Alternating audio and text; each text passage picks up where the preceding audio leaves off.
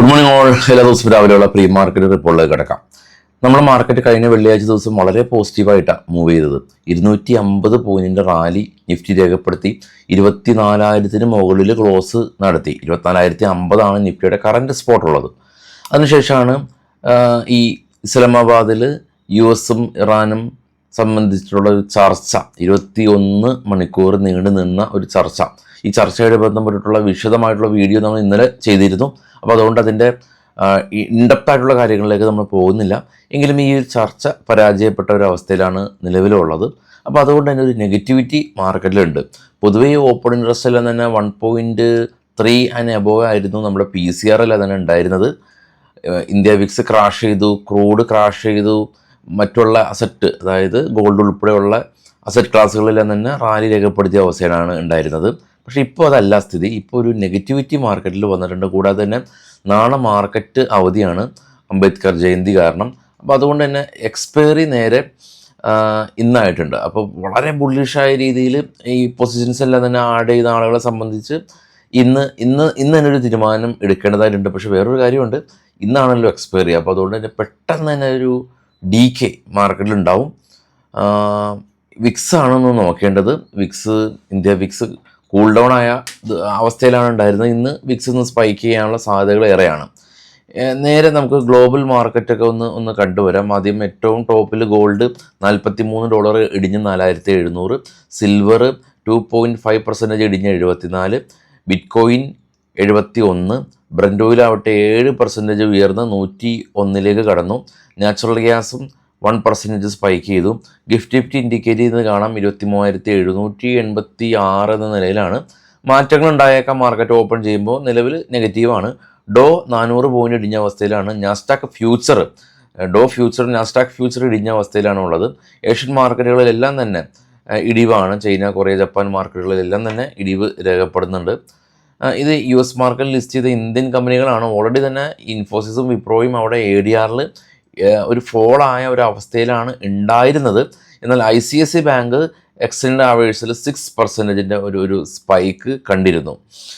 നമുക്ക് ഈ ഒരു ആഴ്ചയിലെ ഒരു പ്രധാന ഈവൻറ്റുകളൊക്കെ നോക്കുകയാണെങ്കിൽ ഇന്ന് ഇന്ത്യയുടെ ഇൻഫ്ലേഷൻ ഡേറ്റ വരും. US-ൽ നിന്ന് ഹോം സെയിൽ ഡേറ്റ ഉണ്ട്. നാളെ ഇന്ത്യൻ മാർക്കറ്റ് അവധിയാണ്. എന്നാൽ ഇന്ത്യയുടെ ഹോൾസെയിൽ പ്രൈസ് ഇൻഫ്ലേഷൻ ഡേറ്റ വരും. US-ൽ നിന്ന് PPI ഡേറ്റ വരും.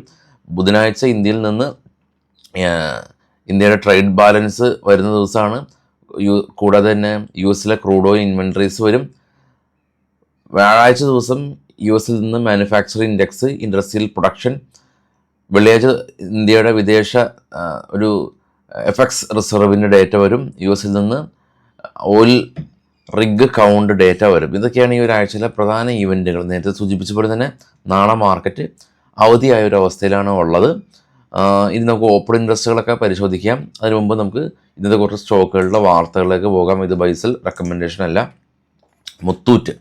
മുത്തൂറ്റായിട്ട് ബന്ധപ്പെട്ടുള്ള ന്യൂസ് ഉള്ളത്. മുത്തൂറ്റ് 30 രൂപ ഡിവിഡൻഡ് അനുവദിച്ചു എന്നുള്ള ന്യൂസ് ഉണ്ട്.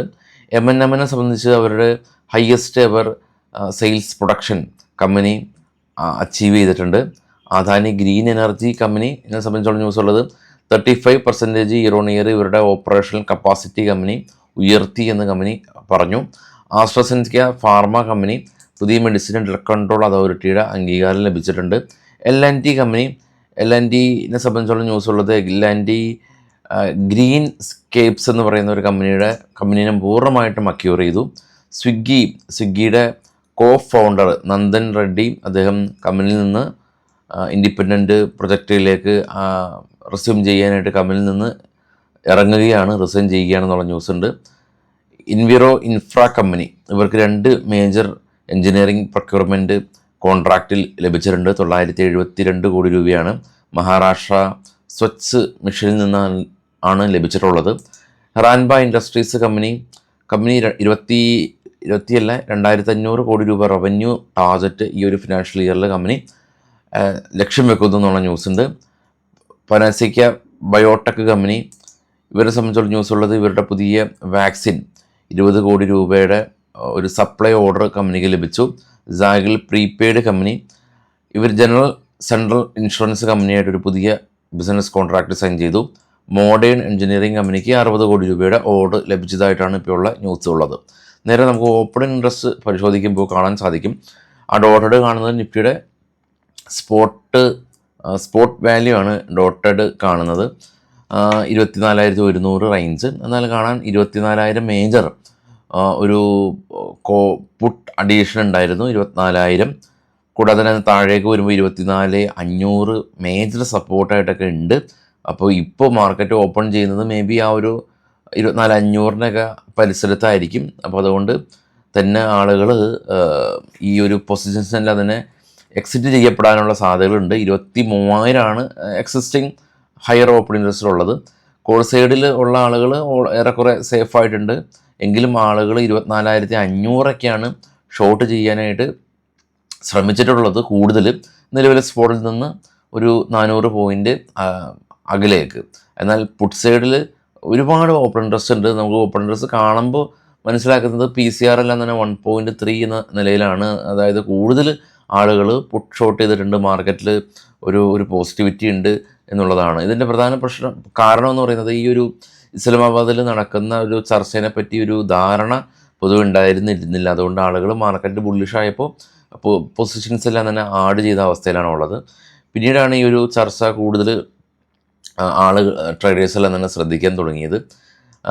ഇതൊരു പോസിറ്റീവ് ആയിരുന്നെങ്കിൽ മാർക്കറ്റ് ഇന്ന് ശക്തമായ രീതിയിൽ മുന്നേറിയേനെ.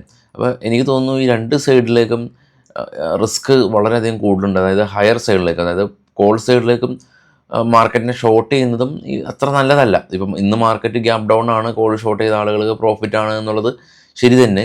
പക്ഷെ നമുക്ക് ഒട്ടും പ്രവചിക്കാൻ പറ്റാത്ത രീതിയിലാണ്. ഇപ്പോൾ ഇൻ കേസ് ഇന്നലെ ആ ഒരു ചർച്ച അതൊരു പോസിറ്റീവായ രീതിയിൽ വന്നിരുന്നെങ്കിൽ സ്ഥിതിഗതികൾ മാറിയേനെ. അപ്പോൾ ആളുകളെ മാർക്കറ്റ് ഷോർട്ട് ചെയ്ത ആളുകളെ ആയിരിക്കാം കൂടുതൽ ഇത് നെഗറ്റീവായിട്ട് പ്രതികൂലമായിട്ട് ബാധിക്കുന്നത്. ഈ ഒരു അവസരത്തിൽ ഈ ഓവർനൈറ്റ് പൊസിഷൻസ് രണ്ട് ഭാഗത്തേക്കും കൂടുതൽ എടുക്കുന്നത് അത്ര നല്ലതല്ല എന്നുള്ളതാണ്.